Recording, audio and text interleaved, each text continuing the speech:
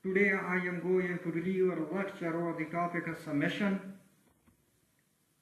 a discussion agenda. Number 1, introduction to summation. Secondly, we shall discuss shifting the index of summation. Further, some useful summation formulas will also be derived in today's lecture. And in the end, we shall discuss some problems related to summation. Now, introduction to summation. Since in previous lecture we have studied about sequence and its terms. Now if you want to add some terms of the sequence, say we have the sequence an, and we are interested in the sum of these terms of this sequence, that's the an plus 1 plus an. Then in compact form we can write the sum of these terms as summation of j is equal to m up to n aj, or summation of j m is less than equal to j is less than equal to n aj. Some authors also use the notation this one for the summation of terms. Here the symbol this is known as a sigma. Basically this is a Greek letter, and j is known as here the index of summation, m is the lower limit, and n is the upper limit. Further, this part is known as summand. This is known as summand, and this is read as summation j start from m up to n of aj. Further, it should be noted that here we have used the notation j for index, but it is not necessary that we shall always use this notation for index purpose. This is just notation. One can use any letter instead of j. It does not matter. That is, in the summation, this summation, we can use I or k instead of j. Some basic arithmetic laws can also be applied to this summation, as this is basically summation. So all the basic arithmetic laws which hold in usual summation can be applied to this summation. For example, summation of j is equal to 1 up to n exj plus byj can be written as a summation of j is equal to 1 up to n xj plus b summation of j is equal to 1 up to n yj. Basically we have used here the distributive law of multiplication or addition. One can prove this law easily by using mathematical induction, but here I am not going in the detail of the proof of these basic laws. If someone is interested, then he can easily do this by using mathematical induction. Next example. What is the value of summation of j is equal to 1 up to 4 j cube? We can write this summation in expanded form as 1 cube plus 2 cube plus 3 cube plus 4 cube. After simplification you will get the answer as 100. Next, shifting the index of summation. Sometimes it is useful to shift the index of summation. For example, if you want to add two summation but their indices don't match. For example, here consider the two summation. The index of first summation starts from 2 while the index of second summation starts from 5. Now if you want to add these two summation, for this we have to first equalize the length of these two summation. Next example is provided for clarification of shifting the index of summation. Here, example is we are given a summation j which start from j is equal to 1 up to 5 j square, and we want to start this index from j is equal to 0 up to 4. For this we have to put j is equal to k plus 1. If you put j is equal to k plus 1, then the index will start from 0 rather than 1. Since the upper limit is 5, that is g is equal to 5, if we put g is equal to k plus 1, then this will become k plus 1 is equal to 5, and we will get k is equal to 4. Hence, summation of g is equal to 1 up to 5 g square is equal to summation of k is equal to 0 up to 4 k plus 1 whole square. One should note that we should also make changes in the summand also. That is, we should also replace here j by k plus 1. And we can easily check that both the sum result the same answer, that is 55. Next, we are going to prove a theorem. If a and r are any two real numbers and r is not equal to 0, then summation of g is equal to 0 up to n a r raised to the power j is equal to a r raised to the power n plus 1 minus a divided by r minus 1 if r is not equal to 1. And this summation is equal to a and to n plus 1 if r is equal to 1. Here, this is basically a geometric series. Since the last lecture we have studied about a geometric sequence, and we know that if we just replace the comma among the terms of a sequence, then the sequence is known as a series. Here this is a geometric series basically, and the common ratio is r. If the common ratio r is not equal to 1, then this is sum of this series is a r raised to the power n plus 1 minus a divided by r minus 1. If r is equal to 1, then this result a and to n plus 1. Here the restriction on r is that we should not take r equal to 0, because if we take r is equal to 0, then this is no longer a geometric series. Proof. We let Sn is equal to summation of g is equal to 0 up to n a r j. And next, if we multiply both sides by r, we get r Sn is equal to r summation of g is equal to 0 up to n r raised to the power j. We can shift the a from outside to the inner side of summation according to distributive law.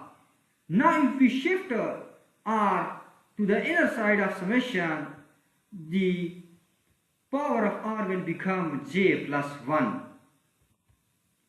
Further, we can write this summation as summation of k is equal to 1 up to n plus 1 a r k. Here we have used the index of summation. Since we have derived the result, this one a r raised to the power n plus 1 minus a, that's why we are interested in n plus 1. For that purpose, here we have replace j by k minus 1. J by k minus 1. If we use this substitution in the above summation, the lower limit will become 1 and the upper limit will become n plus 1. Accordingly, changes should be done and the summand also. So therefore, we should replace here j by k minus 1. If we replace j by k minus 1, this takes the form r raised to the power k. And next step, we remove the last term from this summation, that is r raised to the power n plus 1. If we remove the last term from this summation, this will take the form this. Summation of k is equal to 1 up to n a r raised to the power k plus a r raised to the power n plus 1. Now in next step, we add and subtract a. If we add and subtract a here, the added a can be combined in this summation. If we combine the a and this summation, then the index will start from 0 rather than 1. That is, we have add a and this summation. If we add a and this summation, then we should start the lower limit from 0, not from 1, because now a is also included in this summation, right? Next, we can replace this summation by Sn accordingly to supposition. Sn plus a r raised to the power n plus 1 minus a. Minus a. Now, from these equalities, we can see that Rsn is equal to Sn plus a r raised to the power n plus 1 minus a. Now we can shift this as Sn to left side. If we shift this Sn to the left side, then we can take a common Sn from left side. If we take Sn as common from left side, then this will result Sn into r minus 1. Since r is not equal to 1, therefore we can divide both sides by r minus 1. If we divide both sides by r minus 1, this will become Sn is equal to a r raised to the power n plus 1 minus a divided by r minus 1. And this is what we wish to prove. Now we move toward the second case, and second case we should take r is equal to 1. If we take r is equal to 1, then the summation g is equal to 0 up to n a r raised to the power j gives n plus 1 into a. Thus the proof of the theorem is completed. Next, double summation. Double summation arises in many contexts, especially in analysis of nested loops and computer programming, etc. Consider the example of double summation. Summation I is equal to 1 up to 4, summation g is equal to 1 up to 3 of ij. This is the example of double summation. Whenever we have to compute the double summation, we should first expand the innermost summation. This is known as the inner summation, and this is the outer summation. It should be noted that we can also talk about triple summation and general n summation. Here, if we first expand the inner summation, that is summation of g is equal to 1 up to 3 ij, then after this expansion we will get summation of I is equal to 1 up to 4 6i. Now if we apply the second summation, this will result 60. So the main point in double or triplet summation which should be noted is that we should first expand the innermost summation, then second, then third, and similarly the outer ones. Here some useful formulas are provided. The first one is summation of k is equal to 0 up to n a r raised to the power k is equal to a r raised to the power n plus 1 minus a divided by r minus 1. We have already proved this formula, so therefore we shall not discuss the proof of this formula here.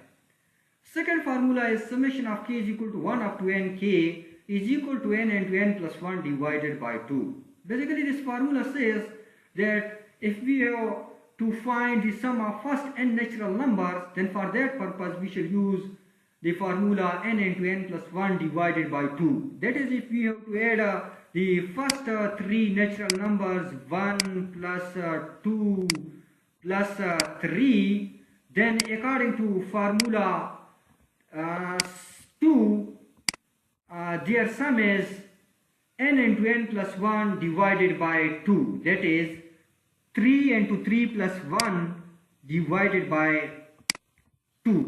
And after simplification we get that this is equal to 6.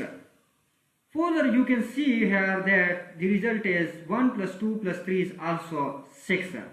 Similarly, you can add any first n natural numbers according to this formula.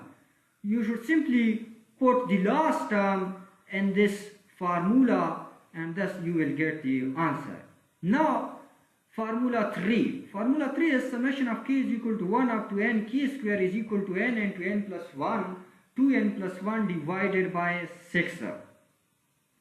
This formula says that if we have to add the sum of the square of first n natural numbers, then their sum is given by this formula. Similarly, if we have to add the cube of first n natural numbers, then we shall use the formula n square into n plus 1 whole square divided by 4. Fifth one, summation of k is equal to 0 up to infinity x raised to the power k is equal to 1 over 1 minus x. We can also deduce the result, this one, from the formula 5. Summation of k is equal to 1 up to infinity k x raised to the power k minus 1 is equal to 1 over 1 minus x square. If we simply differentiate the formula 5, we get this one, right? So far the proof of these formulas is concerned. The proof of last formula, that is fifth, is present in the book, so students can easily study this proof of this formula from book. And so far the proof of 2, 3 and 4 is concerned, we should use mathematical induction technique in order to prove these three results. But here I will prove only result number 2. Result number 2. Students can easily prove result 3 and 4 by following the method of result number 2. Since students are already familiar with the concept of mathematical induction, though we shall discuss this topic in coming lecture in detail, that is basically there are two forms of mathematical induction, first form of mathematical induction and second form of mathematical induction. Second form of mathematical induction is also known as strong form of mathematical induction. A second form of mathematical induction or strong form of mathematical induction is new for the students, but here we shall use the first form of mathematical induction, and students are already familiar with the first form of mathematical induction from FSC level.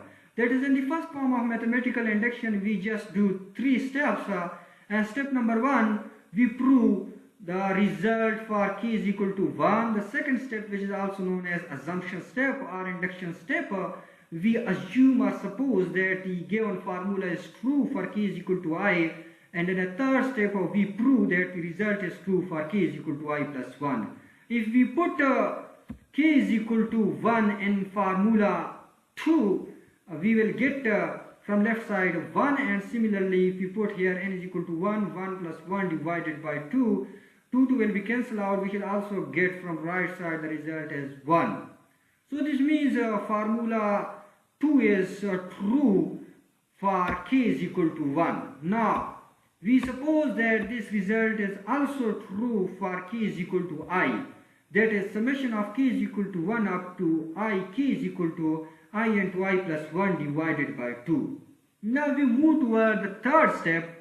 And third step, we have to prove that the result is true for k is equal to I plus 1. That is, we shall show that summation of k is equal to 1 up to I plus 1 k is equal to I plus 1 into I plus 1 divided by 2 with the help of the assumption step. So let's start from summation of k is equal to 1 up to I plus 1 k. We can write this summation as summation of k is equal to 1 up to I k plus I plus 1. Here we have removed the last term from this summation. After removing the last term from this summation, let's take the form this one. Further, according to previous formula, we can write summation of k is equal to 1 up to I k as I into I plus 1. According to the assumption step, we can write summation of k is equal to 1 up to I k as I into I plus 1 divided by 2 and plus I plus 1. After simplification, we get I plus 1 into I plus 1 plus 1 divided by 2. Hence, according to mathematical induction, we prove the formula 2.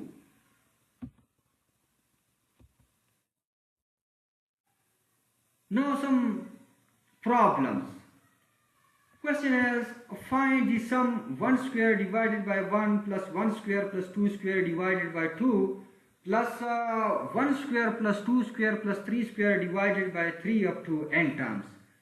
Note that one should not only know about the proof of previous formulas, but students should remember their closed form also, because here you will see that we shall use the closed form of the previous formulas. Here the first term is 1 square divided by 1, second term is 1 square plus 2 square divided by 2, and the third term is 1 square plus 2 square plus 3 square divided by 3. In general, the nth term of this summation is 1 square plus 2 square plus 3 square plus up to n square divided by n. Therefore, the kth term of the above series is 1 square plus 2 square plus 3 square plus k square divided by k. Now, we can write this 1 square plus 2 square plus 3 square plus k square as k into k plus 1, 2k plus 1 divided by 6 according to previous formula. And then multiplying it with k, this will become k into k plus 1, 2k plus 1 divided by 6k. After cancelling k, we get k plus 1 into 2k plus 1 divided by 6. Further simplification lead 1 over 3k square plus 1 over 2k plus 1 over 6. Here the problem is not completed here. We have only find the kth term.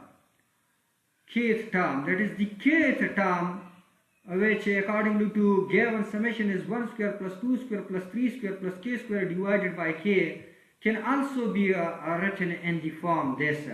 Tk is equal to 1 over 3k square plus 1 over 2k plus 1 over 6.